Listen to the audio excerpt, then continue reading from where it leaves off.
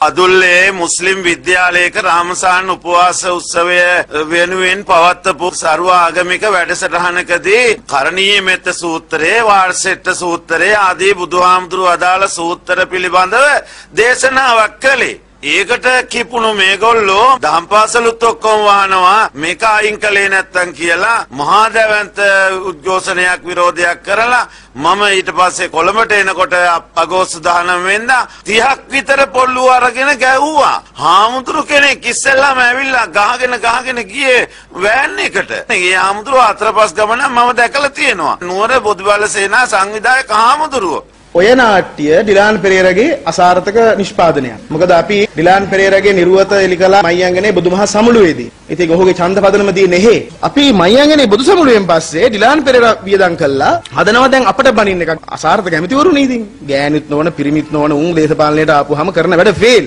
මට පහර දුන්නා 40කගේ සිවුරු ගැලෙව්වා. තවත් ගලවනවා කියලාත් මේ පත්තරවල තියෙනවා. ඇත්තටම රෙදි ගලවනවා කියලා තමයි හාමුදුරුවෝ හැමදාම කියන්නේ. සියල්ලංගේම රෙදි ගලවනවා කියලා කියනවා. ඒ තරම්ම රෙදි ගලවන්නේ මොකද මන් දන්නේ මේ විදිහට මෙහෙම රෙදි ගලවන්න උත්සාහ කරන්නේ. අපේ හාමුදුරුවනේ රූපවාහිනී වැඩසටහනකට වැඩම කරන්න. මොකක් හරි රූපවාහිනී මාධ්‍ය ආයතනයකින් අපි දෙන්නමටම අවස්ථාවක් හදලා දෙන්න. අපි දෙන්න එකතු වෙලා කතා කරමු.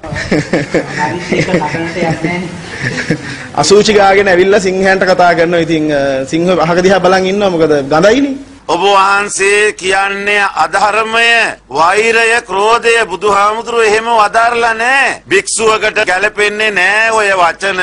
හාමුදුරුවෝ සංහතියම නින්දා වුණා. ඔබ වහන්සේ මේ අවුරුද්දක් දෙකක් තිස්සේ කරපු වචන හින්දා දේශනා හින්දා මේ කරගෙන යන්නේ බුදුමග නෙවෙයි. මේ අතර ධම්මදීප සභාවේ මංගල ප්‍රවෘත්ති සාකච්ඡාව අද කොළඹ බණ්ඩාරනායක ජාත්‍යන්තර අනුස්මරණ සම්මන්ත්‍රණ ශාලාවේදී පැවැත්වුණා. ජාතික හා ආගමික වශයෙන් මතුවන පොදු ප්‍රශ්නවලට විසඳුම් සෙවීම තම අරමුණ බව ධම්මදීප සභාව පවසනවා. දැන් අපි බලන්න ඕන බුදුබල සේනා වගේ තරුණ දැනුවත් භික්ෂුන් වහන්සේලා පිරිසක් ඊට අදාළ තරුණ ගිහි පිරිසුත් එක්ක එකතු වෙලා දැන් ඇති කරලා තිබෙන ප්‍රශ්නයක්. සිවුරු පොරවගෙන අද හොරු ඉන්නවා. තක්කඩි වංචනිකයෝ ව්‍යාපාරිකයෝ මේ ඉන්න ගරුතර මහා සංඝයා වහන්සේට තිබෙන විශාලම පසුබැස්මට හේතුව ඒකයි. කොහොමද මෙහෙම සංඝයා ඉඳිද්දි පිරිසිදු සංඝයා කියන්නේ? ඒක විග්‍රහ කරන්න වෙලා තියෙනවා. ඉතින් අන්න ඒ බඳු තත්වයකට අපි වැටිලා.